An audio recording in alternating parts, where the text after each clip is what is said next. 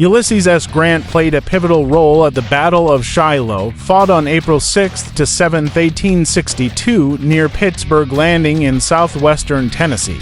As the commander of the Union Army of the Tennessee, Grant faced one of the Civil War's earliest and bloodiest engagements, which tested his leadership and shaped his reputation.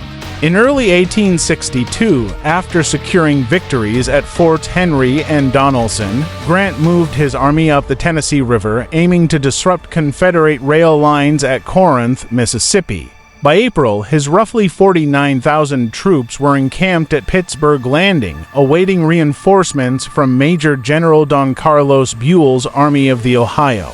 Grant did not expect an immediate attack, focusing instead on offensive preparations, and thus did not order his men to entrench, a decision later criticized. On April 6th, Confederate General Albert Sidney Johnston launched a surprise assault with about 44,000 troops, catching Grant's forces off guard.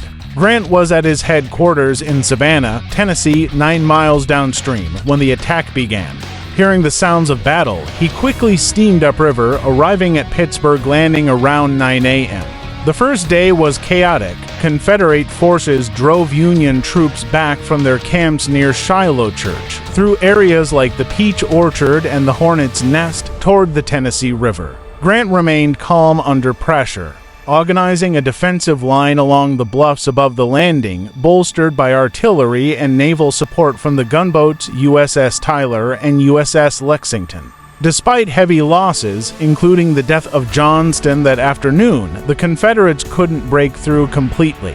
General P.G.T. Beauregard, taking command after Johnston's death, halted the attack at dusk, believing victory was near. Overnight, reinforcements arrived, Buell's army and a division under Major General Lew Wallace, adding over 20,000 fresh troops. On April 7th, Grant seized the initiative, launching a counterattack at dawn. His forces, now numbering around 45,000, pushed the exhausted Confederates back, reclaiming lost ground. By mid-afternoon, Beauregard ordered a retreat to Corinth, ending the battle. The Union held the field, though casualties were staggering: about 13,000 Union and 10,700 Confederate soldiers killed, wounded, or missing. Grant's performance at Shiloh was controversial. Critics, including some in the press and his superior, Major General Henry Halleck, accused him of negligence for not anticipating the attack and failing to fortify his position. Rumors of drunkenness also resurfaced, though no evidence supports this during the battle. Yet, Grant's resilience on the second day, bolstered by his bonds with William Tecumseh Sherman, who led a division, turned a potential disaster into a strategic victory.